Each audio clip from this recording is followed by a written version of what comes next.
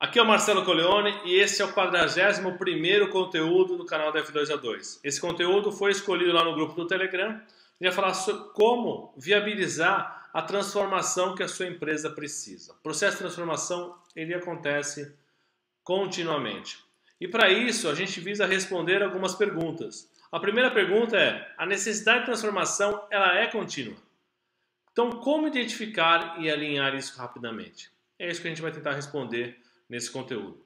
E por que a transformação necessita de uma visão muito mais abrangente para a gente entender e fazer com que essa transformação ocorra? E a terceira questão a ser respondida por esse conteúdo é: o que é uma transformação sustentável? Como colocar isso em prática? Primeira coisa, fomente a cultura da transformação. Inovação é preciso sempre. Inovar é fundamental. Todo o processo traz. Depois, identifique os fatores transformacionais e conecte a sua organização com ele. No mês de março, a gente falou sobre conteúdos de conexão com o mercado, como deixar a sua empresa competitiva. Assista esse conteúdo, identifique as oportunidades e as informações que são necessárias para a transformação que você quer e conecte a sua empresa.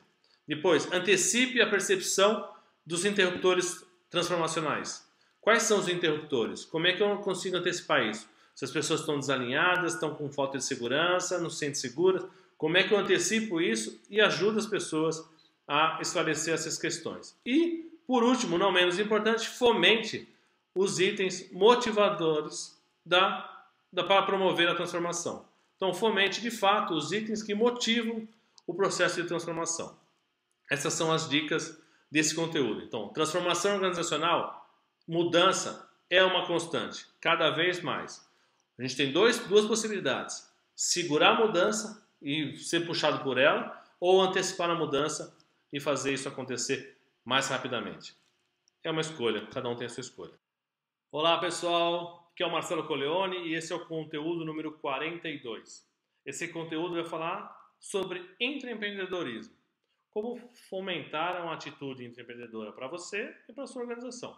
Como fazer isso? Para a gente falar isso, a gente vai responder 3 questões importantes, que são: quais são as características de um intraempreendedor, quais são os desafios que eles têm e como gerar uma atitude intraempreendedora na sua organização. E como a gente coloca isso em prática? Primeiro, entenda e se faça entender. Entenda, compreenda, absorva, tire suas dúvidas, fique claro, não deixe de ter análise crítica, de perguntar, não tem problema perguntar. O problema é não perguntar. Então, entenda e se faça entender. Toda vez que você se comunica com as pessoas, tente avaliar se de fato elas entenderam. A comunicação é o retorno que eu tenho do que eu tentei falar, pelo ponto de vista da pessoa que recebeu. Aí você consegue ver se a tua informação, sua comunicação foi efetiva e se você realmente se fez entender. Depois, aprenda e promova aprendizados, sempre. Aprenda e promova aprendizados sempre. Quer inovar? Quer empreender? Não existe segredo.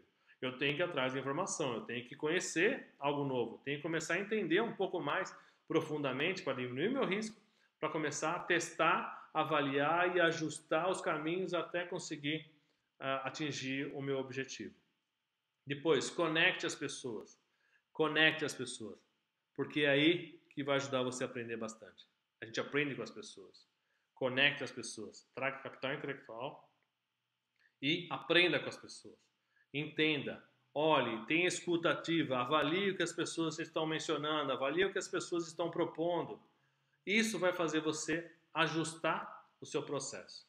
Naquele exemplo que eu falei que dar o resultado e pedir para as pessoas questionarem o resultado, o projeto que eu queria, eu construí o projeto e muitas vezes eu encontrei possibilidades muito melhores do que eu tinha pensado sozinho. Seja responsável e responsabilize as pessoas. Se você tem alguma pessoa na tua equipe que não é responsável por nada, cara, dá uma olhada na tua gestão, porque alguma coisa está falhando. Tem que ter responsabilidade clara, definida. É um estagiário, não importa, responsabilidade a gente tem desde que nasceu. Então, seja responsável e responsabilize. Olá, aqui é o Marcelo Coleoni e esse é o conteúdo número 43. Um conteúdo que foi votado e nós vamos falar hoje sobre responsabilidade, de quanto a responsabilidade ajuda a alavancar os resultados da empresa. Uma coisa importante desse conteúdo, esse conteúdo é para gerar, entender a responsabilidade, para gerar resultados melhores para a organização. Existem empresas que têm um processo pré-estabelecido para seguir a legislação bem definido, que existe a sua responsabilidade. O que a gente está fomentando aqui é que quanto mais eu tenho responsabilidade nas pessoas, mais eu abro a percepção das pessoas para poder criar, inovar. O que esse conteúdo visa a responder? Primeiro que a gente vai falar sobre o que inibe e o que isenta o colaborador de suas responsabilidades. Quais são as questões que o colaborador fica na zona de conforto? Ele não está muito preocupado, ele não tem essa responsabilidade em fazer e acontecer. Quais são os elementos que ajudam na responsabilização dos colaboradores? Quais são os elementos que fazem com que os colaboradores se sintam responsáveis, mas que realmente vistam a camisa e pratiquem essa responsabilidade? E como a responsabilização afeta os resultados? E como colocar isso em prática? Primeiro, comunique de forma clara e efetiva. Comunique. Façam as pessoas realmente compreenderem, absorverem o conteúdo da melhor maneira possível. Para quê? Para assegurar o alinhamento. Sem o alinhamento, não adianta nada eu passar a responsabilidade.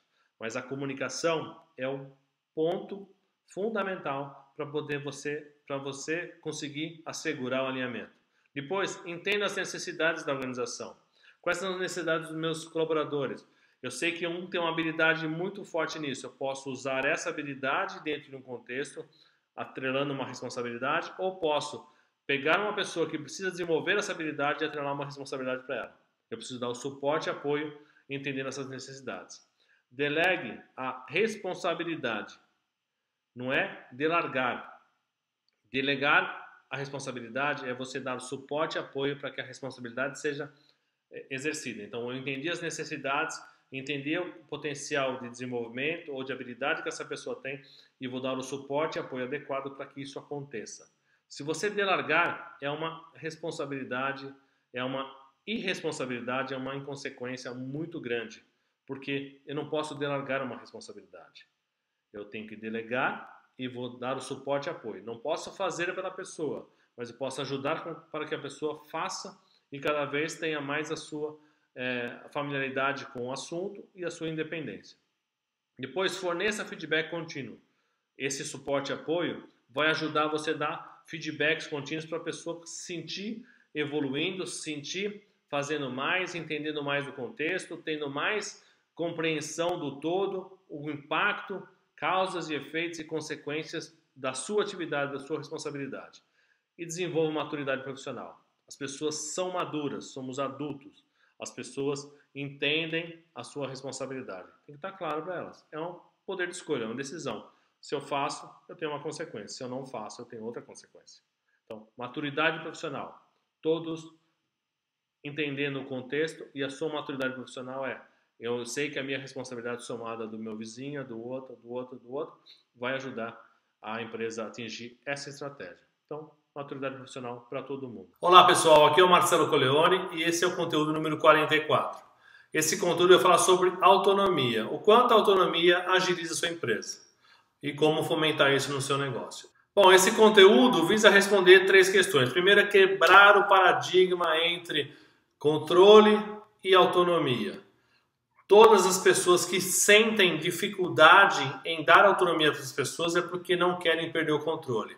Não querem perder o modelo tradicional de gestão para o modelo mais atual, mais eficiente, com resultados muito mais significativos. É uma questão da gente mudar a cultura e entender quais elementos favorecem isso e o quanto isso ele é benéfico para todo mundo, desde a liderança, para os colaboradores e a empresa. Segunda questão que visa responder esse conteúdo é quais são os fatores que impedem a implantação de um processo de autonomia. Nós vamos falar sobre esses fatores, vou trazer algumas dicas, vou trazer alguma experiência prática, exemplos e como criar um processo através da autonomia que permita o desenvolvimento organizacional. Então, essas 3 questões que estão inseridas nesse contexto. E como é que você coloca isso em prática aí na sua empresa? Bom, Seja transparente. Lembra, alinhamento com todo mundo. Nas minhas duas experiências, onde eu implementei autonomia para os processos, isso foi muito claro para mim. Todo mundo alinhado. Todo mundo alinhado. Já fiz isso em outras empresas e estou fazendo numa outra empresa também. Então, esse processo funciona muito bem. Depois, envolva os colaboradores. Faça com que eles se sintam parte do processo. E realmente, eles vão fornecer tudo. Você vira uma caixa fechada e limitada se você não usar os colaboradores. Fica só no seu racional, só no seu capital intelectual. E ninguém ganha com isso. Você sabe que todos nós temos um capital intelectual limitado. Vale a pena a gente se desenvolver e crescer usando o capital intelectual de todos ao nosso redor. Promova a participação das pessoas. Promover a participação não é obrigar a participar, mas que eles sintam-se à vontade num ambiente totalmente propício para participar. Isso é importante. Obrigar as pessoas a participar não é o caminho mais adequado. Então, promova a participação. Delegue a responsabilidade. As pessoas são responsáveis. E quando a gente deixa o processo transparente, relevante para as pessoas, a responsabilidade fica clara. Aí as pessoas começam a entender melhor a limitação da sua autonomia, o quanto a sua autonomia realmente converge com a responsabilidade alinhada com a estratégia da empresa.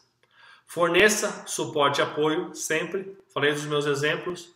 Suporte e apoio. Líder não se apoia na organização, ele apoia a organização. É diferente. É só uma questão de posicionamento, atitude. Então, forneça suporte e apoio necessário para que as pessoas possam exercer a sua autonomia. E oriente e desenvolva autônomos, intraempreendedores que fomentem a inovação, a criatividade. Oriente e desenvolva as pessoas para que elas possam cada vez mais exercer o papel pensante, além da sua execução. Olá, esse é o 45º conteúdo do canal da F2A2 lá no YouTube. E esse conteúdo ele é muito especial, vai falar de parcerias. E vai responder a uma questão provocante: por que a parceria tem prazo de validade? Por que parcerias eficientes têm um prazo de validade? Para isso, a gente vai responder algumas questões importantes. A primeira pergunta que esse conteúdo visa responder é: por que as parcerias elas não se sustentam ao longo do tempo? Por que elas não perduram com a qualidade, com a eficiência que deveria? Porque às vezes insistir em parceria é um erro. O que fazer para manter a parceria ativa, beneficiando ambas as partes? E como identificar que a parceria já não é mais relevante para pelo menos uma das partes? E como a gente coloca parcerias em prática? Primeiro, alinhe claramente o propósito. Propósito alinhado. Alinhamento é uma palavra crucial, chave para a boa gestão de hoje. Para uma boa gestão com resultados efetivos, com processos sistêmicos, pensando no curto, no médio e no longo prazo. Acompanhe as parcerias, não largue, não deixe a parceria morrer. A parceria no início ela é muito forte. Faça com que essa força permaneça por mais tempo. Boa parte das parcerias morre por questões de não acompanhar, não haver uma conexão direta com as pessoas, e isso acaba prejudicando a parceria. Defina e redefina objetivos e metas. Defina e redefina objetivos e metas constantemente. A parceria foi criada com um contexto. Hoje, mercado dinâmico, novas tecnologias, comportamento do cliente, comportamento do colaborador muda constantemente. A mudança é uma variável que a gente não controla e ela vai existir continuamente. Então, defina e redefina objetivos e metas. Avalie e reavalie os benefícios para ambas as partes. Avalie e reavalie se os benefícios são claros e estão equilibrados para ambas as partes. E identifique necessidades e oportunidades. Traga necessidades e oportunidades para que isso viabilize de fato essa conexão entre as pessoas. Então, viabilize, É a questão das necessidades gerando oportunidades. Se inscreva no canal, me ajude a divulgar esse conteúdo para mais pessoas. Compartilhe esse conteúdo se você gostou. Se gostou, deixa um like lá para mim. É muito importante. A gente consegue avançar na captação e na abrangência que a gente tem quando as pessoas se inscrevem, quando as pessoas realmente interagem com o conteúdo que elas estão recebendo. Por favor, faça a sua parte, me ajude. Não gostou? Coloque seu comentário lá. Teria o maior prazer de olhar, avaliar e realmente ajustar o que for necessário para que isso não aconteça novamente.